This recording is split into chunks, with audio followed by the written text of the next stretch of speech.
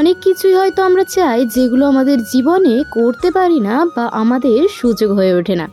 তো hi everyone, কেমন আছো তোমরা সবাই? আমার নতুন একটা মিনি ব্লগে তোমাদেরকে আবার ওয়েলকাম। আমি আজকে আঁকতে বসে পড়েছিলাম নিজের মনের মতো। এই প্রথমবার আমি তুলি ধরেছিলাম এবং ফেব্রিক নিয়েছিলাম আঁকার জন্য। জানি না কতটা ভালো হবে। হ্যাঁ, প্রথম কারোর ভালো হয় না, সেটা আমি খুব ভালো করে জানি। তাই আমি এটা জেনেই বসেছিলাম যে জানি আমার আঁকাটা খারাপ হবে, আমি তবুও সোশ্যাল মিডিয়ায় ছাড়বো। তো আমাকে এমনও কমেন্ট করবে যে আঁকতে পারে না, আবার আঁকার খাতা নিয়ে বসে পড়েছে, তুলি নিয়ে বসে পড়েছে, রং নিয়ে বসে পড়েছে। আমাকে যে যাই খুশি বলুক না কেন, আমি চেষ্টা করব। যদি না পারি তারপর আমি তাদের কথাগুলো মাথা পেতে নেব।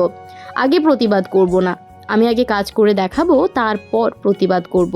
কারণ মানুষের সাথে তর্কে পারা যাবে না, কারণ তাদের সাথে পেরে ওঠা যাবে না। আমি যদি তুলনা করি আমার নিজের যোগ্যতা কি আছে, আমি বলবো আমার কোনো যোগ্যতা নেই।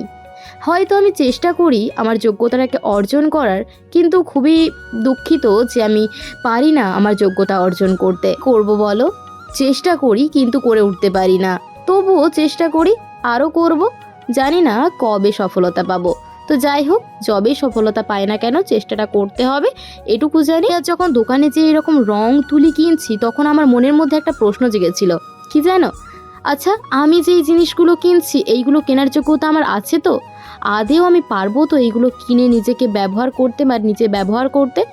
তখন ভাবলাম যে যাই হয়ে যাক, কিনি তো আগে, তারপর তার দেখা যাবে শেষ পর্যন্ত কি হয়। হ্যাঁ, আমি সেটা ভেবেই কিনেছিলাম। আমরা ছোটবেলায় যেমন একটা খাতার মধ্যে হিজিবিজি আঁকি আমরা একটা কিছু শেখার জন্য, ঠিক তেমনই আমিও সেই রকমই করছিলাম। ছোটোবেলাটাকে আবার আমি ধারণ করতে চাইছিলাম। হয়তো একটু হিজিবিজি এঁকে একটু চেষ্টা করতে পারি। তো ভিডিওটা এতটাই, দেখা হচ্ছে নেক্সট ভিডিও।